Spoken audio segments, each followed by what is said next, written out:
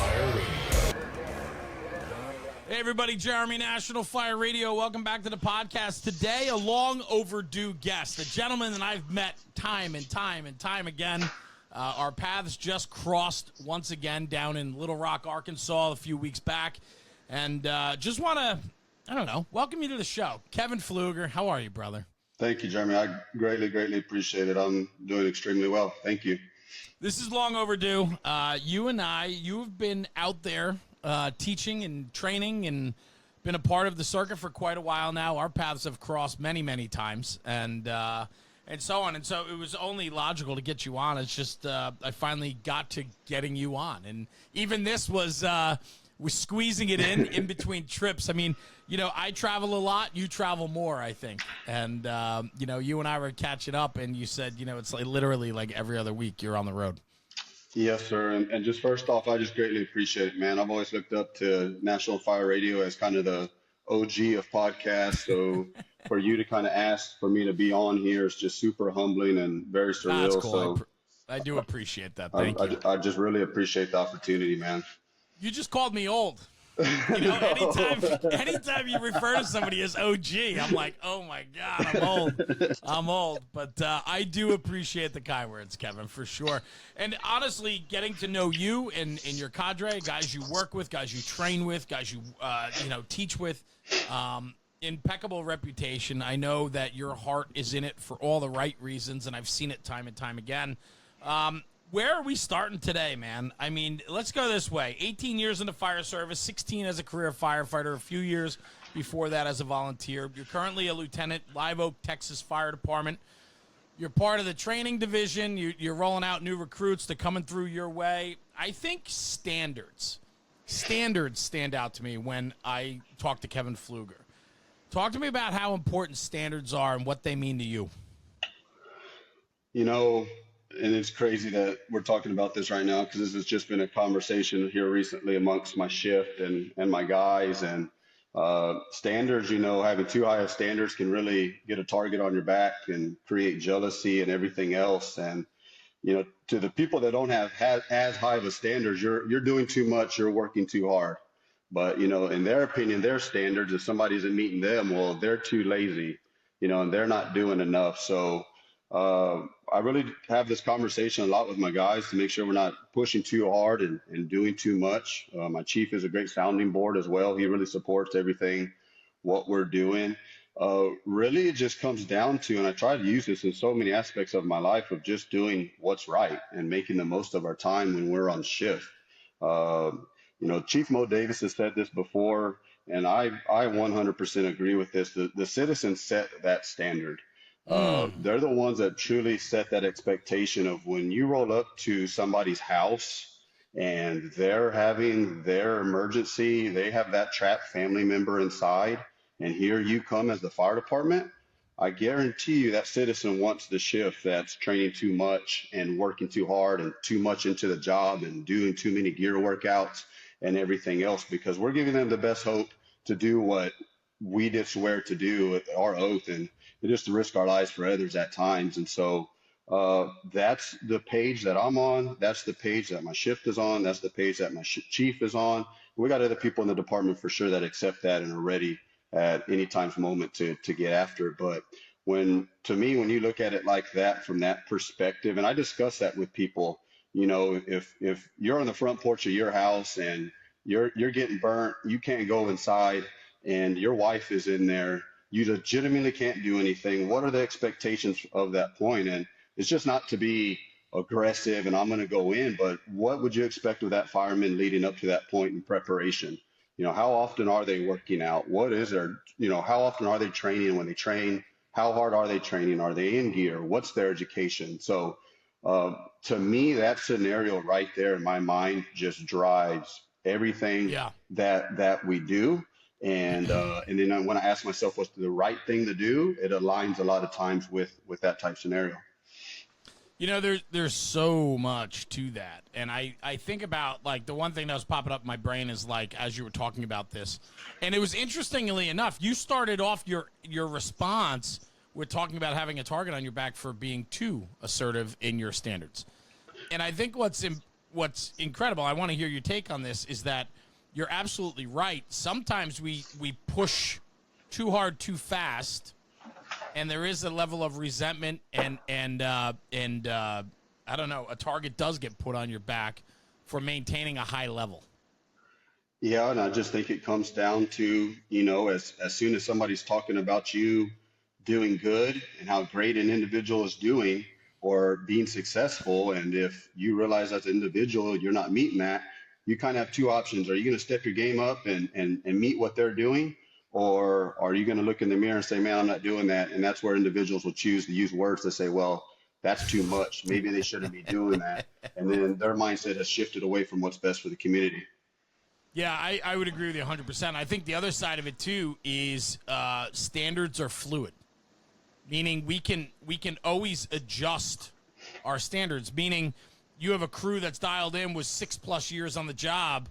Their standards are going to be even higher than the new kid coming in because they have to gain that experience to get to that level of standard, correct? Without a doubt. And on the flip side of that, when I have a lot of new guys ran through my shift and they come out of the academies as green, truly knowing almost nothing, a lot more work should be done. A lot of training should be taking place to get them up to speed. We should have those extremely long days with not much movie time or game time or anything else, because that individual is that weakest link. That's not fair to him to not catch him up to speed. That's not fair to his family to not catch him up to speed. And that's not fair to the citizens at all. So when you're running with a bunch of new guys all the time, I mean, I want my guys as squared away from as possible as well, because I know my wife would hope for that also, to make things safer and better around me. So it just helps everybody involved the more up to speed everybody is. And if you do get those senior guys where you got guys on the job 5-6 years, you don't have to have as much communication and stuff. Well, then, that standard can still be there, but maybe not as much work takes place to get to that point. Yes. Yep. I would agree across the board on all of it. The Setup for Success initiative within your department, I guess you kind of just alluded to it, that part of the conversation was you're involved a lot of times with the new recruits that are coming through, and then they funnel through your company if it's possible. Yeah, go ahead. Yeah, so in general, when we're hiring guys where it's not too overwhelming, it has been common for our chief to put guys on our shift, and it's just due to the guys that, not just me at all, but it's the guys I have around me. I have a extremely squared away senior firefighter where I can rely on him for anything. And now we've picked up 2 other guys that are just straight studs that can also train and teach as good as anybody on the shift. So, and then all of our mindsets are on the same page of what I discussed, of what the citizens expect. So when you are that brand new green guy and you don't know any better, and then you're put on that shift and that's all you know, well, then naturally you can easily program that individual to be the exact same way. And I'm not saying at all that those standards and mindsets aren't everywhere, but my chief has chosen to kind of go down that route for us to do that. We haven't really cared at all, because it's a lot to take on. I mean, we've done it for like 4 or 5 years, so it's a lot to take on year after year, Probie book after Probie book. But we're proud in the fact that somebody would trust us with that. We enjoy, in general, mentoring new guys and showing them the right way of how it's done. And so, we are at a point now where we've kind of had a bigger hiring wave, and some guys have gone some different ways and everything else. So it's still the exact same program being done on the same shifts. And we just have 2 guys now get off probation. So it's just a matter of time till another new guy kind of rolls through. But, Chief just really appreciates the support aspect we do, not just on the skills, but from a mindset of helping kids just grow up and be human beings. I mean, we got a kid now who grew up extremely rough, no guidance at all from parents or anything. And, we're talking to him about posture, life, how to hold silverware, how to talk to individuals. And a lot of people won't have that patience to do all of that, just in general. And so we welcome that on. And now that I am into my 40s and we're hiring these 18-year-olds and 20-year-olds, it's crazy. I do kind of look at these kids sometimes as my own kid. I do have a son that's 22. So, It's crazy. We're getting guys on the job that are younger than my son, but we take that on, and to me, that just aligns with our characteristics of what we should be of helping other individuals. It's not just the civilians, but helping people around us as well. Yeah, what I love about that, right, all of that, is that so many times our new recruits end up in bad firehouses. And then those people literally, by the luck of the draw of where you get assigned. Now, obviously, Live Oak, you guys are a smaller department, so they really don't have too much opportunity to funnel through other places, right? But there's a consistency of funneling them through your company. Larger departments, it's the luck of the draw, right? So you graduate the academy and out the door you go. If you're not valedictorian of your class and you don't get a chance to go to the company you want, you get assigned anywhere. And now the beginning of your career falls upon the level of commitment from a company that you just got assigned to. And if that place is full of slugs, your career could be over before it starts. And I've talked with so many people in the fire service that started off in a bad firehouse, and the only way they got out was by chance, by luck. And then they realized the job was so much better, they just didn't know it because they never got provided the opportunity to fall in love with it in the beginning. Yeah, I mean, you just talked to Raymond, not too long Yeah. ago, and he talked about year 6. He didn't figure it out.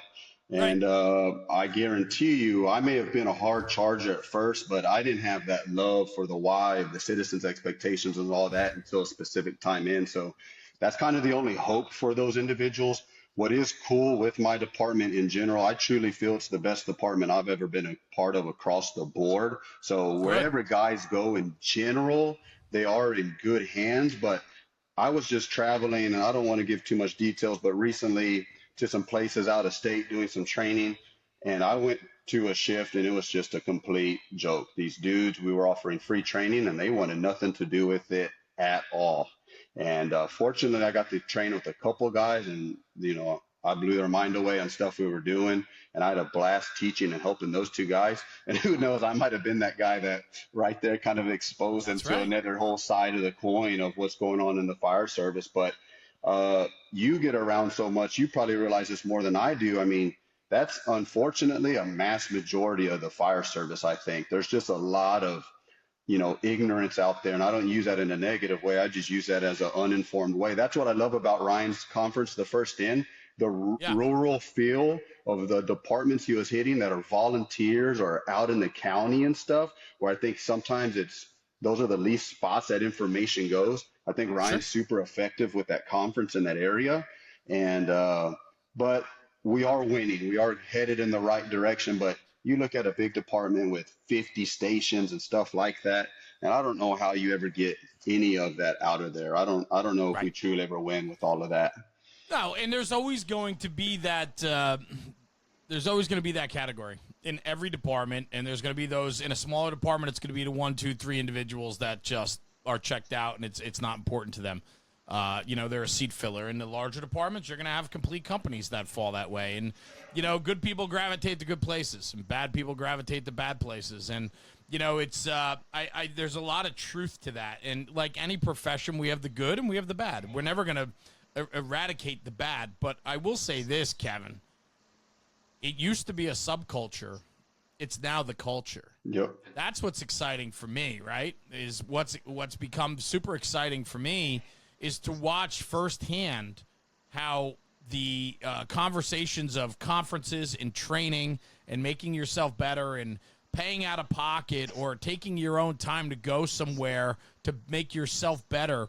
It's not taboo anymore. This is an okay conversation to have, and more people are willing to do it because they know what the upside is, and it's a process, and they're a part of the process. So what used to be a subculture is now the culture.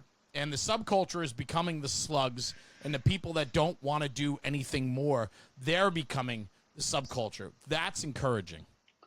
Without a doubt. And through this new culture, I mean, I've legitimately met my biggest impact of mentors that are in other parts of the country, true brothers of mine that I trust in all aspects of my life. Sure.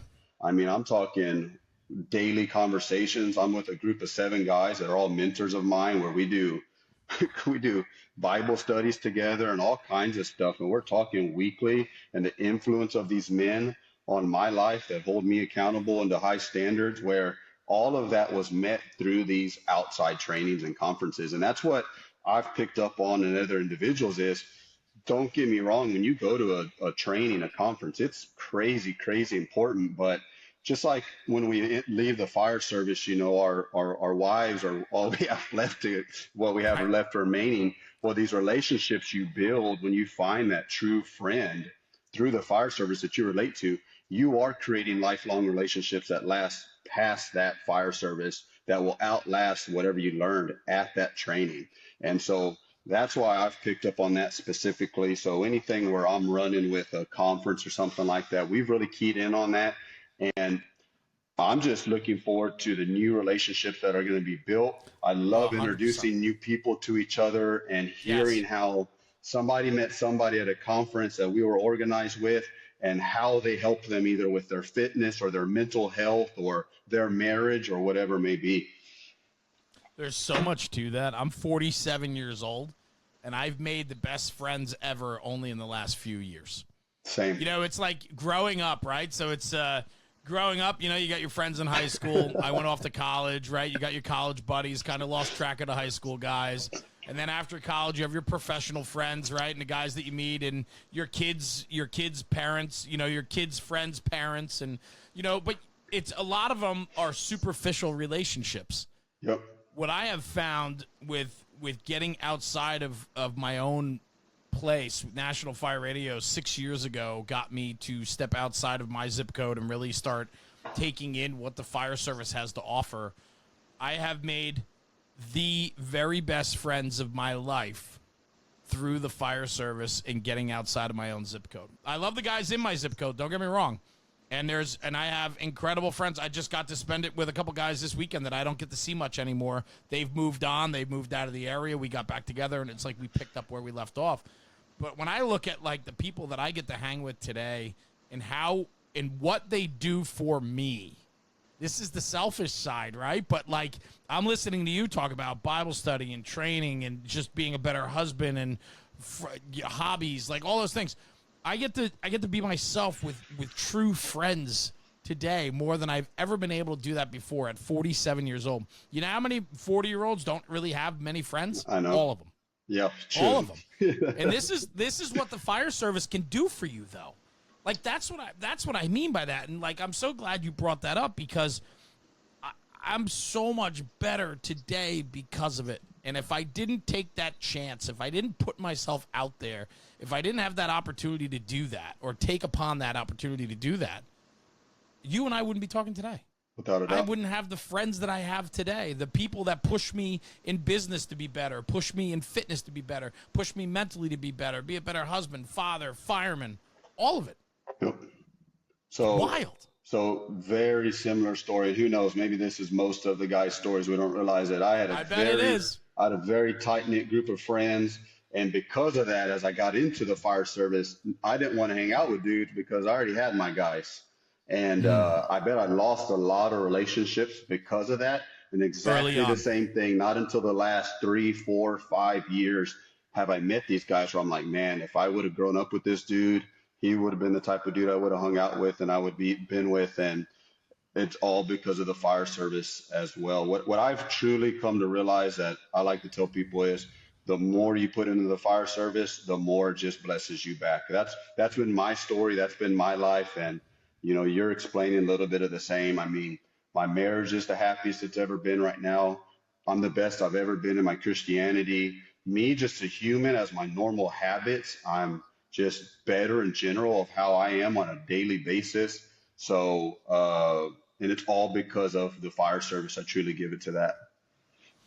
You said something before too that it resonated with me, and I'm just trying to formulate my ideas of how I want to go about that. It was in regards to, oh man.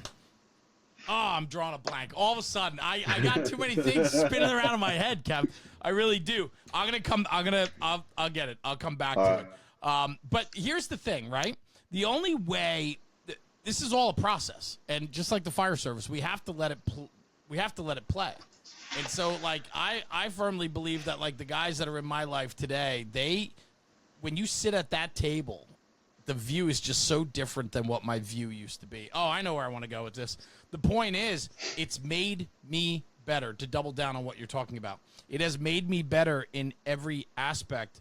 And I wonder if I didn't do this, like where I am today versus where I was, I didn't like where I was, but I didn't know I didn't like where I was. Does that make sense? It makes complete sense. Again, I'm the best. I was complacent. Yeah. I was content, and then you realize there's so much more out there. Well, I think a lot of it too is those individuals you've surrounded yourself with, their standards, no different than the new guys that come onto my shift and they're influenced with these standards, and that's all they know.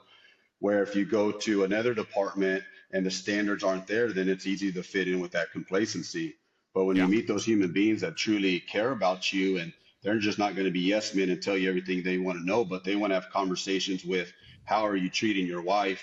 You know, how are you being at home? How's your patience? You know, there was something we did recently where it's like, hey, go ask your wife what the biggest thing is that you need to work on, you know, and how many men really truly want to do that. And so I never would have done it on my own, unfortunately, you know, but that's something, that's all something we would. I don't know if I still want to do that. I don't know if I'm there yet, Kevin. I don't know if I'm there yet, but no, I get it. I mean, that is very important. And I got to ask them, where does this come from for you? I mean, when did you have that moment where you're like, man, there's a lot more here? And then you start, because I know for me, once I started realizing the doors that were opening and the opportunities that were presenting themselves, I was like, man, I gotta double down and triple down on this, because this is just good for me. Yeah, a lot of it none of it's been planned. A lot of it has just came along the way through hard work for many, many years of wanting to be educated and caring. Eventually, I went from that 25-year-old that was known as a hard worker and educated to a 35-year-old, 40-year-old. So you got a lot of guys that leave, and, you know, we're the guys that are kind of up there in age now and that are educated and looked at too. So Mercedes for sure kind of got me in and around to make new relationships. And then going to trainings, going out of state. The first time I went to Georgia, Bears of the Oath, and I was greeted by some of these guys like Don Sapp and Shane Bentley, how caring and loving they are. It really sets the example of what's out there and makes you attractive to continue to go out there and find that. And because we did care to do hard work and to go get better, we drove 17 hours to Georgia. All of these relationships were opened up. All these doors were opened up. And it just goes back to the hard work of caring enough to not be complacent and continuing to reach and grab for more information, because it's not attainable all the time in our area. And so things have just kind of domino effect, truly, from just going out and being willing to not just train in the area, but train out of state. I mean, we went to FDTN a few weeks ago. We drove all the way up to Indiana for that from Texas, like a 24-hour drive, just to continue to grow. You know, hope we meet some people along the way, but realizing we need to be better. How was that? It kicked my ass. I know. I'm actually like terrified to go. Jim McCormack has invited me to go, and I just like, I gotta get my ass in better shape, bro. I can't do 24 hours of that. So you know? So we teach a lot of crawl, walk, run. They're a lot more old school of, here's a little bit of information. We're gonna black you out, you know, on air. Go figure it out, and that's planned by them. And so understanding that helps a little bit. It doesn't throw you off as much, because everything we see at these conferences and everything else is crawl, walk, run. A little bit of introduction, coach you up, be your friend, be in your corner. These dudes are talk about a little bit, get in this box, breach this wall, you're blacked out, squeeze through this little hole and all this stuff. It's 0 to 100 real quick. I got everything I wanted out of it, though. I wanted to improve my mental confidence, my physical confidence. I wanted to expose myself a little bit physically and mentally, and I did. But to go, I trained with 2 hard hitters from my shift to go, and the chemistry that we got to be there for those 3 days together. The scenarios we went to, one RIT scenario is 2 hours long to finish it. We went through 6 bottles. And to do that with those other 2 guys on my shift is just invaluable. And now just our communication chemistry is better than ever. So it's well worth it. It's just understanding they just teach things a little bit different. Yeah, well, it's next level. You know, it really is. It's not basics. It is. It's advanced firefighting. Not advanced. I mean, it's firefighting, but it's there's a level of expectation as you walk in the door there that you already have these things under your wings. So For let's sure. go. For Yeah, sure. Yeah. I would never send a brand new guy of mine to there without going through our local RIT teaching that we do in our area, without a doubt. sure, sure. Yeah, that's really cool. It's a hell of a facility, man. Hell of a facility. Yeah. So, I have dreams of building my own place one day. love it. And Yeah. I dream big. I have really high standards, and I went and saw that place, and I was like, dang, I got to dream bigger. Wow, that thing is, that's built on years and years and Yeah. years of, success and know-how, and some of the biggest and best names ever, have gone through there. So, pretty interesting. Let me ask you, you brought up Mercedes before. I know you've come online with them as a consultant. You travel for them. You're teaching hose packages. You're teaching mechanics of proper engine company operations, things like that. How's that experience been for you? Because I want to go down the road also with you of doing teaching and training through training companies and at conferences and so on. But you brought up the Mercedes, so let's go there first. How's that been? Yeah, so we at Live Oak actually did a hose and nozzle assessment, just like so many departments do. And this was before I got on with Mercedes. Yeah, We kind of went through all the popular brands that are normal down in the Texas area, and Mercedes isn't very heard of, and we weren't happy with anything we came across. And so we kind of threw a bigger cast net out there, and Mercedes was one of them. I got some good references on them. Next thing you know, this squirrely guy named Dave Quick is giving me a call on the phone that I'd never met before. And so get to I talking love with it. Dave. He's crazy squared away. We ended up, I think, quick. Because he's a lieutenant also, where we were Yeah. talking more about engine company operations and stuff on the jobs, and we became friends extremely quick through this phase as he's working with me. So fast forward, we end up choosing Mercedes, and he pretty much after the fact said, "Hey man, you seem extremely squared away on this stuff. You're doing some teaching and stuff in these realms." He's like, "What do you think about coming on as a consultant for Mercedes?" He was like the only guy at the time in the country. And so opportunities like that just don't come up very often for Sure. individuals. And again, it wasn't planned. I just give it back to hard work got me in that situation. That's right. And That's right. so of course I took that on, and it has just ran from there. All the perks and everything that have come with it, from getting me to all the conferences to build new relationships, to what I just did last week in Tennessee. I went to like 5 or 6 different departments, going to them, consulting with them, teaching them engine company operations, discussing fire hose comparisons and stuff like that.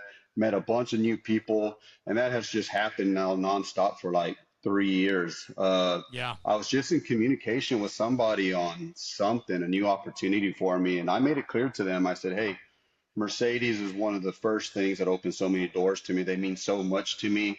Like, just realize if there's any type of conflict, Mercedes is going to come first." And I've had that conversation with a lot of people over the years. Sure. That's how much it means to me.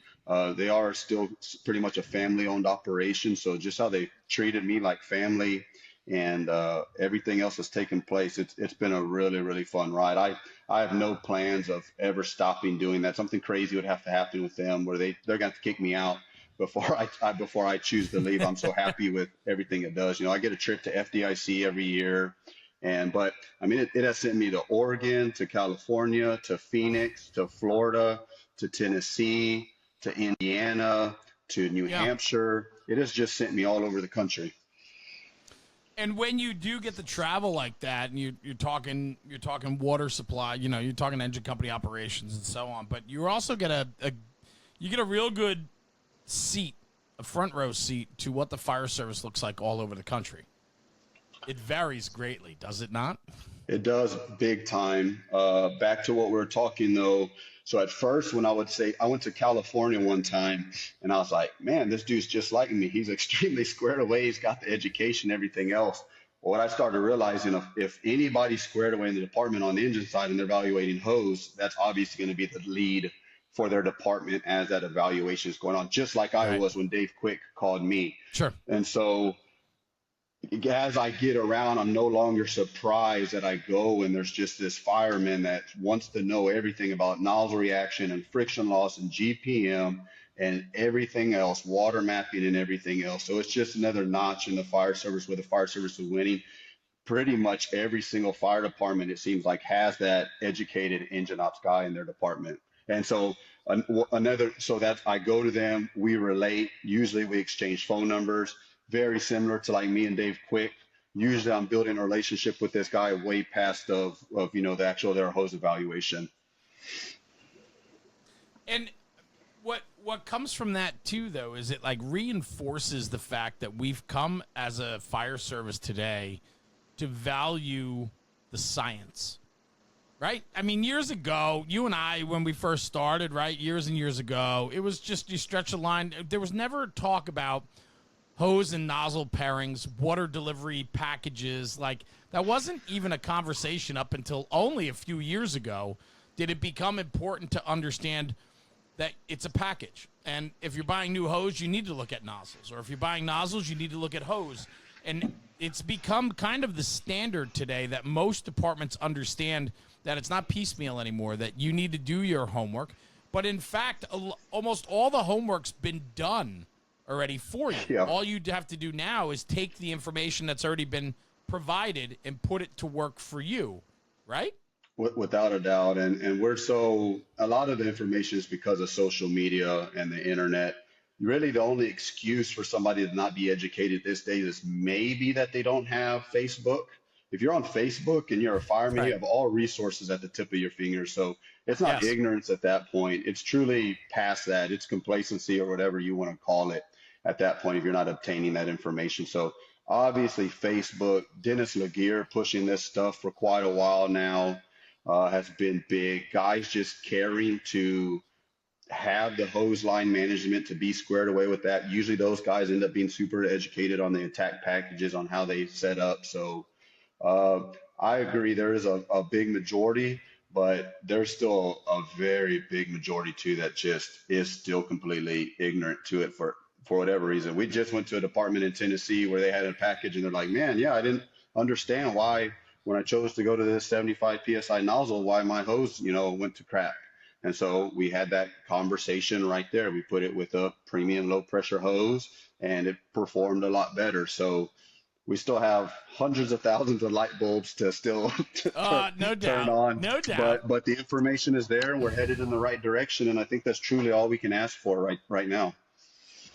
Well, and that's it, right? It's fire service. We're slow to change, but today more than ever, the information's available. And what I want to mention too is the importance of working with manufacturers to get the answers for the individual department. Like, reach out to Mercedes Textiles and ask to speak with Kevin, and he can walk you through the process. Or, hey, we've done this, this, and this. Let me provide that information for you already.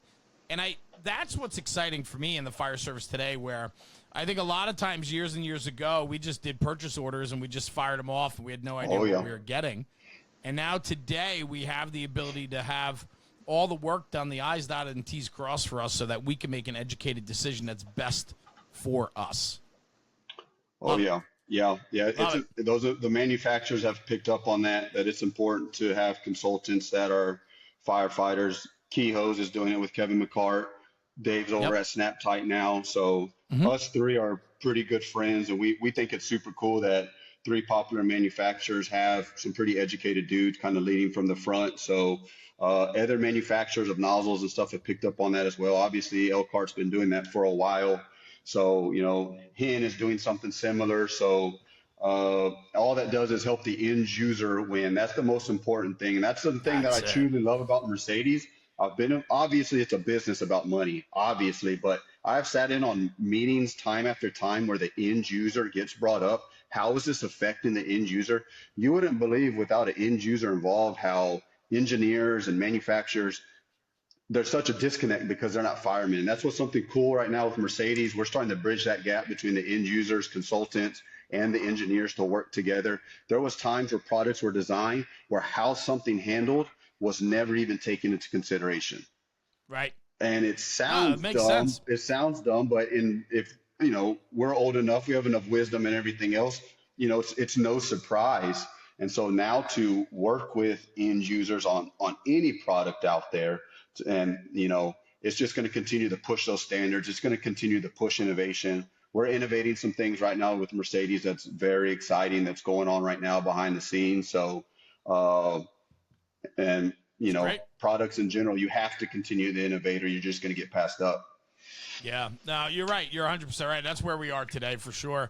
And like you said, I mean, at the end of the day now, manufacturers are actually taking into consideration the end user, the firefighter. And that is more important now more than ever, especially when we have every single tool at our fingertips to make educated decisions about what material or product we want to purchase.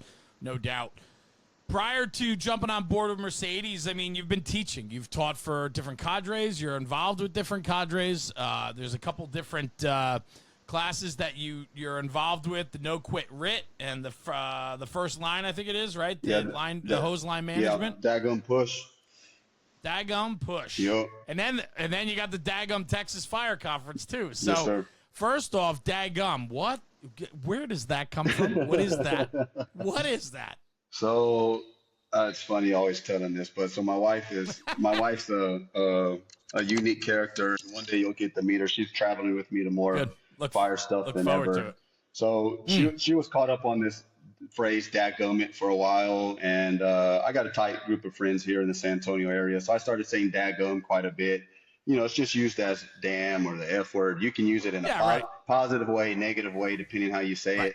And so our first year we did the conference, it was called South Texas Professional Firefighters Association. We're trying to be something along those lines. We're trying to be professional, but it's too long and drawn out, and we just couldn't come up with anything better. And so some guys in the region were hanging out one night, barbecuing and stuff, and it started to get some progress of, hey, why don't we call this DAGUM?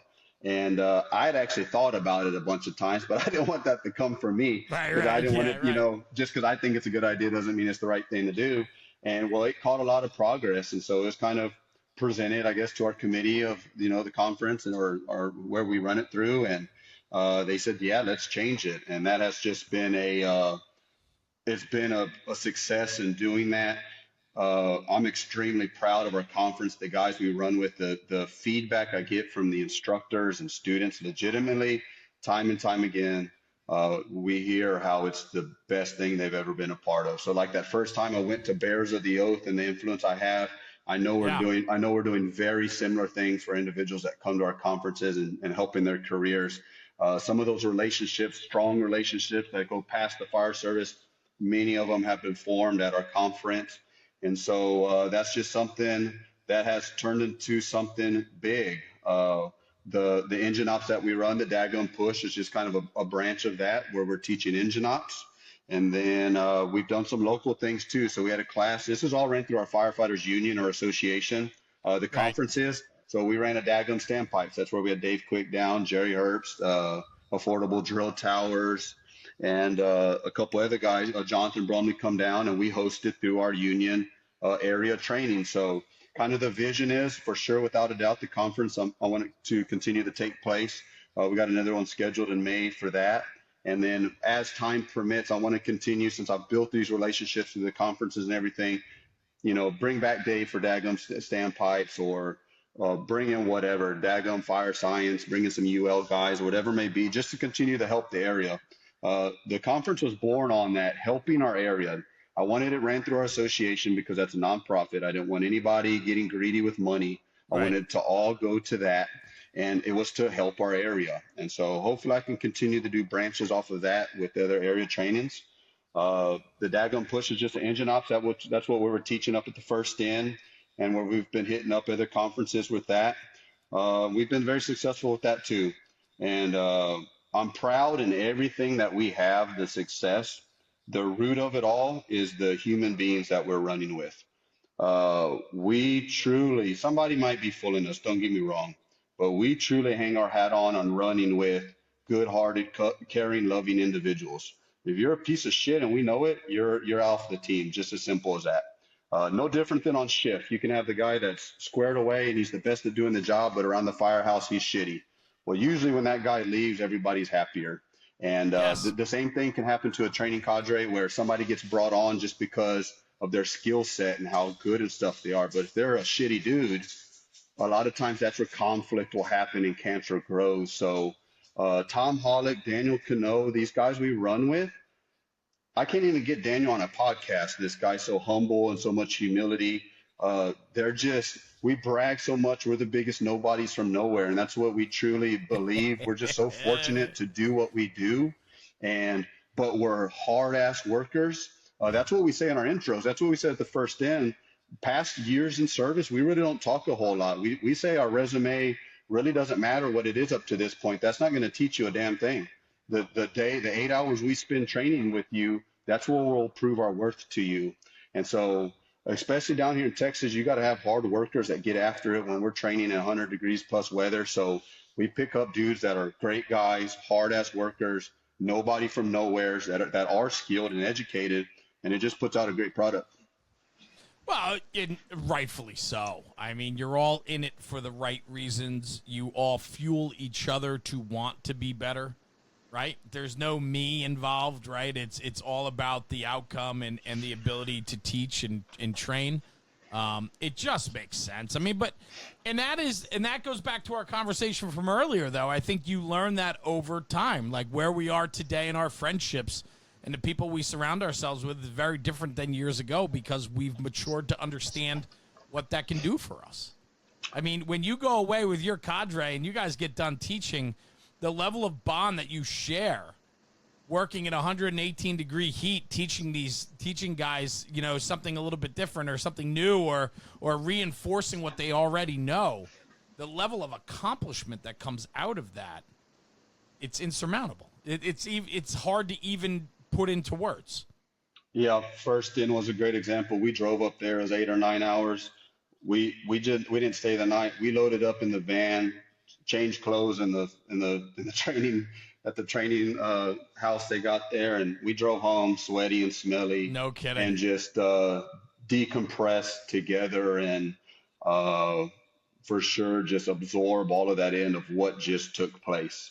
All the cool things, all the different perspectives that we had that made it special, and the ones that growed and the ones that learned. And so without a doubt, it makes it extremely unique with those special individuals around you. What's cool is legitimately we have like 9 dudes on our team. 6 or 7 could be the lead of the thing. We do purposely bring young guys along to mold them to take it over by the time we're done, or to just have extra guys on hand if we have a mass class of 40 or 50, whatever it may be. But I was on the phone just with the guy a while ago, and we had some kind of conflict of some stuff going on in March. And I said, hey, man, if I'm not available, we got plenty of other guys that can be the lead of this thing. So if we can gather enough guys to go this way and gather enough guys to go that way, we'll just knock them both out at the same time. And that's what's super cool, too, is we're running with studs. If Tom wasn't running the RIT class, he without a doubt should be running this class. He's arguably more educated and skilled than anybody of us on this team. So Daniel Cano too, man, that dude's just a straight stud, his education and stuff. So we're fortunate too where we have these leadership skills. We are super humble, but we can take charge and put in the work when need be. And that's just where we've kind of proven ourselves. Yeah, well, it makes sense. All of it makes sense. I wanted to ask you something that was important to you when the pregame before we started recording. Jesse Castillo, you mentioned that that was a proud moment for you, a training that was put together for a brother that was that fell ill, and I think as we talk more and more, and I didn't know much about that event, and so on. I'm going to let you speak to it, but it just makes sense why you're involved with that with your guys. Talk to me a little bit about that event. Yeah, so that first time I went to Bears, I actually met Jesse there about 4 years ago. We picked him up. We were headed through Houston, driving to Georgia on a 17-hour drive. We picked him up on the way, and that's where I first met him. We ended up staying in an Airbnb together. We ended up grinding through one of the hardest RIT drills I've ever done. He even had to use the RIT pack on me because I was getting low on air and stuff. We grew tremendously on that. And I've just learned since then who Jesse Castillo is. He's not just the fireman we want to be, but he's the father we want to be. He's the husband we want to be. I mean, he's the dude. And he has a hell of a reputation there in the Houston area. And legitimately out of nowhere, stage 4 lung cancer comes down on him. So Jesse and a group of Porter guys where he works at had come to our first hands-on DAGUM a couple of years ago. Well, they came and had that experience. Some of those dudes had never been to conferences had that experience that a lot of us had, and they were just crazy impressed with everything we did. So word spread quick. A lieutenant over there, Joe Johnson, wanted to do a fundraiser, but he didn't know where to start, and he ended up calling me. He's like, "Hey, dude, we want DAGUM to come to Houston, and we want to do a full-blown fundraiser for this guy." He goes, "I don't know where to start, but I'll help any way possible. I just need your help." And Awesome. so I was just kind of coming off of the hangover of our DAGUM. You know, this a conference is a lot, and it will really wear you out, and it takes a lot of time. And so I initially kind of told him, "Man, I'll help where I can, but I'm really careful these days with my yeses because I think of my wife on that and how much I'm gone." And so I get that. I kind of ran it by her, and she gave me the blessing to be all in on it. So I reached back out to Joe within an hour or so. I said, "It's on, man. We're all in. Let's get this done." So we ended up preparing a 3-day conference, 1-day lecture, 2 days hands-on. Reached out to all these relationships that we have across the nation. Ended up getting like 40 instructors to fly in on their own dime to teach engine ops or travel, drive and stuff to teach engine ops, and a truck class. We had a day of lecture. Dorval was on there. Dorval did one of his fired up speeches, man. I promise you, God's hand was on this whole training. So Dorval always has issues with these speeches sometimes with the music and getting everything in line when he gets all pumped up. The audio in the room was perfect. Jesse was in the room. He's doing his amped up stuff right there in Jesse's face, 6 feet away from him. It is the most special thing I've ever seen in my life in the fire Love it. service. And what's cool is we had a bunch of 22-year-olds, 21-year-olds who had never even been to a conference that was going to impact them. They didn't know the impact that was going to happen. But then for it to be for a brother, for Jesse, for everything that was going on, the example of brotherhood that was set, we took a massive step in just winning and setting the example for that and getting that culture back to where we all want it. So Dorval kicked that off. We had a great day of lecture, and then we went out to the heat the next 2 days. It was 118 degrees on the hottest point of the day, both days. We aver- Yeehaw. we advertised leading into it. It's going to be hot. It's going to be hard work. Pretty much don't show up if you don't want to come work. So the students that signed up were the 1%ers and the 5%ers. Some straight Sure. studs showed up. We ended up having on hot day around 50 students or so between the engine ops and the truck. We did a day of skills. We did a day of scenarios. And the whole thing, again, God's hands were on this. It went flawless. I had a lot of manpower for resets of scenarios and stuff. And just by the time we're done with what it was for, and the instructors coming in on their own time because they were just so selfless to come in on their own time. So their attitudes towards the students throughout the day, Right. it just made it extremely special. You can just walk up on a station and the nuggets that are being dropped by these solid dudes like Justin Fraze and Noah Katz and these guys, it's just insane. It's invaluable.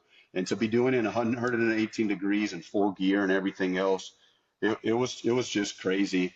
And Jesse was actually feeling good enough. This was like my one of my biggest goals was if he was feeling good enough to have him teach where he's comfortable physically and mentally. Well, he's a big flat load guy. There was three things he requested. He wanted a big water class, he wanted bailouts to be taught, and he wanted flat loads to be taught. So we had a whole separate side of big water class going on. We had a bailout station at a truck training, which didn't make sense. And then we had a separate engine ops class going on where usually we teach Minuteman, but we taught triple load for him.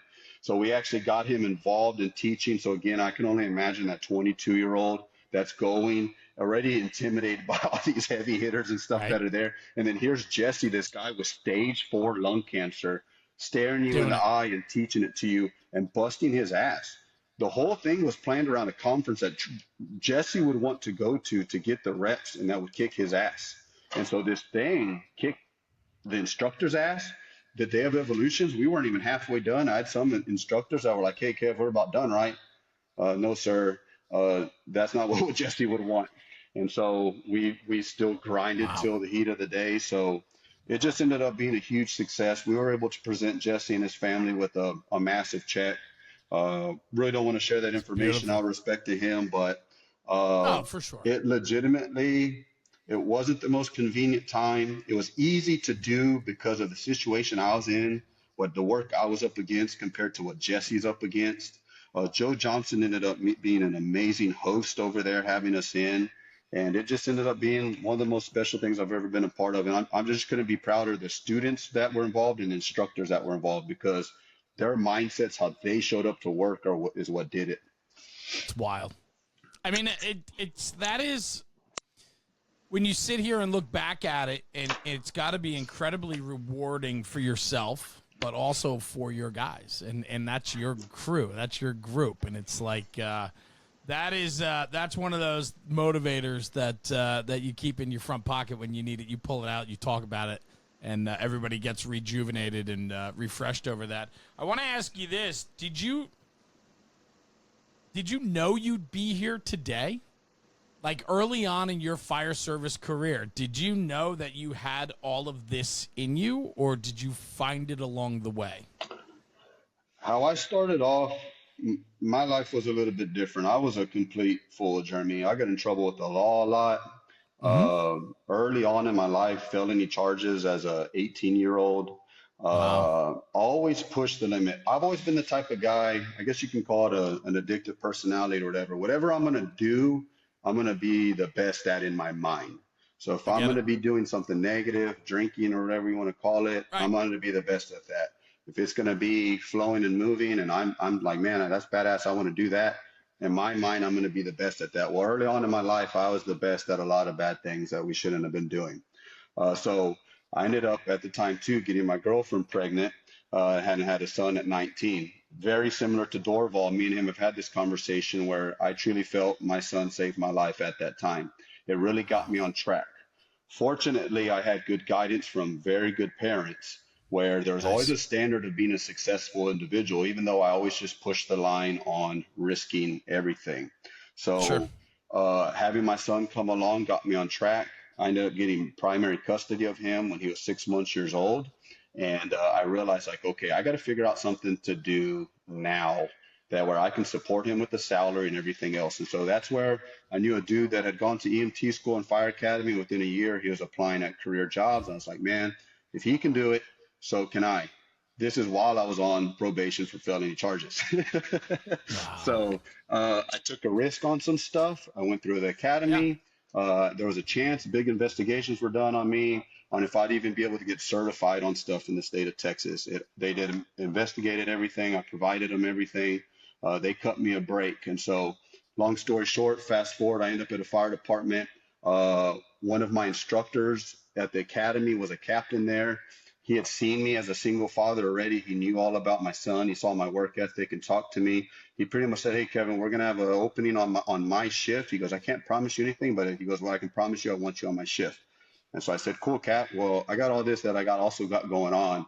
And he said, "Pretty much, it looks like this was kind of a one-time deal. It was only a one-time thing I got caught with. It was more for sure than a one-time thing happening. But fortunately, I only got caught in a sense once, and he gave me that opportunity." So with the situation of my son being so young and with that opportunity to get into this career field, I came in extremely, extremely hungry. Coincidentally, I had a dude on that shift that was 2 years older than me that went to the same high school, crazy high standards like I do now. Without a doubt, people said he had too high of standards also. And they put me on his shift under his wing. And pretty much whatever Keith said, Keith Clark is his name, he works for Austin now. Whatever Keith said, boom, Keith is saying it, I'm going to do it. Keith was even bright enough to tell me, like, hey, just because your officers say you're doing good doesn't mean it's doing good. There's a higher standard out there than what they're showing you. Yes, sir, Keith, got it. And so I busted, he stuck his neck out for me too. So I busted my ass for him, and it just truly, truly helped me lay a foundation of hard work and just Yeah. working hard from the get-go. So that hard work and appreciation for my opportunity of being in the career has always been there. And then naturally with time, the love has come and the expectations of like, shit, man, realizing what the community does expect of us. So that's kind of has guided me through everything and has kept me really in tuned of as soon as I realized I was ignorant on something and got, exposed to it, I've always had the hunger to learn it and want to be great at it. So just that accumulation over a lot of times has just created these opportunities that I'm now getting with being on these cadres and Mercedes and everything else. Even the department relying on me to be on the hiring board, apparatus Sure. committee, these kids that are coming through that I'm getting to teach. None of it was planned. No idea of any of that. I just wanted to be really good at my job and show that I appreciate the opportunity to be in the fire service. Where did you find the outside influence then? I mean, obviously, you doubled down on your job and in the career that was provided to you based on your hard work and work ethic. But when did you find outside influence and then realize that you wanted more of that? Guys just started, talking about these outside trainings that were out there. I took nozzle forward very early in my career. I had two dudes go take that class, come back and say, "Hey, we've been doing everything wrong. This is the next best thing. We gotta start incorporating this stuff." And I was probably 3 years in at that point or something, and they started downloading that stuff to me. So I took that class as soon as I could. So that was a very big first exposure to, you know, Fields is arguably second to none currently on pushing engine ops in our fire service these days. And that was big. And then that kind of realized, okay, well, what else is out there? Well, my academy didn't even have a forcible entry door. I didn't even know how to use a Halligan forever. So, okay, Right. I better start going and taking some forcible entry classes. Ladders, I was never throwing all these crazy ways that are out there to throw ladders these days. And so it just domino affected from there That's cool. to That's this really cool. to this day, where still, Brothers in Battle came through within the last year. I had to go take their class. The opportunity to go to FDTN, I had to take that. And there's other ones on my radar that I want to continue to go to. Well, it's your own journey, right? I mean, it's built on the legacy of hard work, and it almost tells me that you're grateful for the opportunities that have been presented to you, and that you're not willing to let down those opportunities. Yeah, People that believed in you, right? for sure. And I truly, we all have different perspectives, right? You have a hard time having the perspective of what people have of you and National Fire Radio and the impact it's had and, Sure. your growth across the country. And it's exactly the same. I mean, I just went through my whole calendar from 2023 for something else and out to next May of how much stuff I'm doing. And I didn't realize till I Yeah. wrote it all down.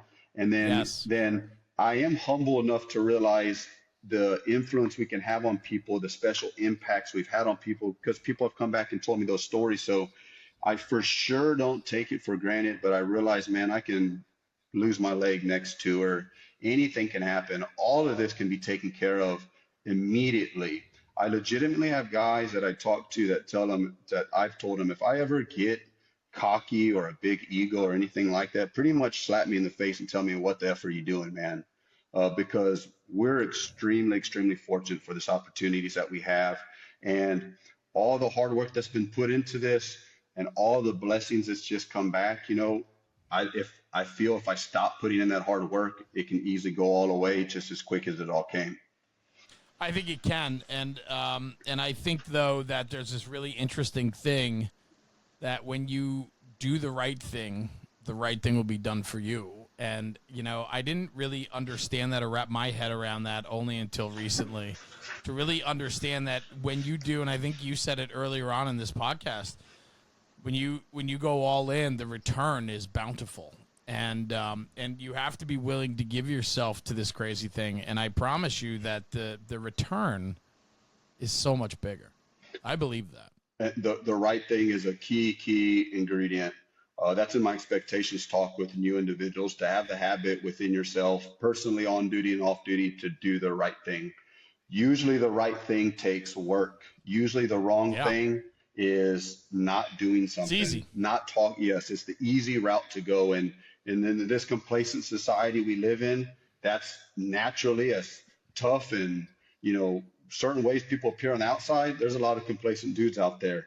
And the right thing, I agree completely, is the root of a lot of doors opening, a lot of success. I just had, again, that conversation this morning with my chief this morning. Something didn't work out with me on the department over the past few years, and it was a big deal to him. He kind of fought for some stuff. And it didn't matter to me again, because I just kind of appreciate to be here. And as well, come full 360, some stuff had been in some staffing meetings and budgeting meetings, and now some stuff is going to appear to pay off. And I'm just like, man, Chief, I think, just kind of not caring and continuing to do the right things, these blessings have just kind of come out and now exposed themselves. I truly think the conference being based on just doing what's right, provide training, provide relationships, don't make money. I think blessings I'm starting to see come out of that with sponsorships and relationships that are building. I've come across a huge opportunity for funding for the conference that is going to make it even more special, a mass amount of money where you couldn't even make this stuff up. And I feel like it's to the root of this thing was born on just to help other people and to do the right thing. Yeah. Yeah, I love that. I always say doing the right thing is always doing the right thing. That's it. And when you do, and you go all in, you win. We win. Without a doubt. It's that simple. I love it. Kevin Pfluger, my man, you crushed it today. Goes quick, doesn't it? It goes fast. I'm glad we got it all together. We had some technical stuff up front. I did. I had technical stuff. It was a lot of fun to get to know you a little bit and a little bit more, a little deeper than we've had at conferences and just having some, conversation. But you got a lot on your plate between all the travel to represent all the different things that you do and you're involved with. But man, you're doing it right. You're doing it right, and for that, I'm thankful and grateful. We got guys like you in the fire service, so I appreciate our friendship, and I look forward to crossing paths with you again soon, somewhere. I don't know what state it will be in, but it will be somewhere. Without a doubt, and I already know, where you and me are going to follow up with some of this stuff down the road when we do cross paths. So I can't wait to dig into these conversations even deeper with you. Yeah, I'd love to. It'd be a lot of fun. But, I think the message today is just, fall in love with the process. Be true to yourself and give the fire service everything you can. That's it. Work hard every single day, and the rest will take care of itself. Yeah, man. Kevin Pfluger, I appreciate you very much. Where can people get a hold of you? They want to learn more about you. They want to send you a message. Interested in training, interested in hose package from Mercedes, whatever it is. How can people get a hold of you, brother? Man, I just love when people reach out to me.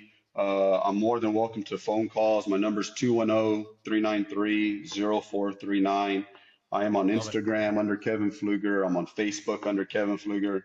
It is very cool to promote some of the things I promote at these conferences and stuff I'm doing. I just love it when somebody reaches out because, again, we're just winning in different aspects that are out there. So the sooner we can help somebody, the sooner they can help somebody else. So if anybody needs anything, I'm more than welcome to help any way possible. We're just winning. I love that. I just wrote that down. That is just a great way to sum it all up, brother. You're winning on the back of hard work, pal. Congratulations on all your success, Kevin, everything that you've been a part of. And I can't wait to see what's next for you and your crew. And thank you very much today for joining me on the podcast. I appreciate you. Thank you, Jeremy. Likewise. Cool. Stay right here. I'm going to sign off and come right back to you, okay? Yes, sir. Don't go anywhere. Cool. Guys, thanks for tuning in for another episode of the National Fire Radio Podcast. This hour goes quick, but I try to hold it to an hour, even when the conversation's flying. But listen, every single guest I have on is always welcome back for part 2. And so, Kevin, that obviously goes to you as well. And I'm sure you and I could talk for another 12 hours. But, we try to keep it streamlined for an hour because that's a workout, a ride to work, a walk around the neighborhood. So we try to keep it to an hour. But always a great conversation. And, man, we've been having bangers lately on this channel. Yes, sir. Incredible. Thank you. Thank you for the soundbite on that. It's just, it's the guest. And it's just great people with a lot to share and a true heart behind what the fire service truly stands for. So anyway, what I say at the end of every episode, take this conversation, take it back to the firehouse and talk about it, because when we're talking about the job, we're making the job better. We'll see you at the next one. Thanks for tuning in. Jeremy, National Fire Radio.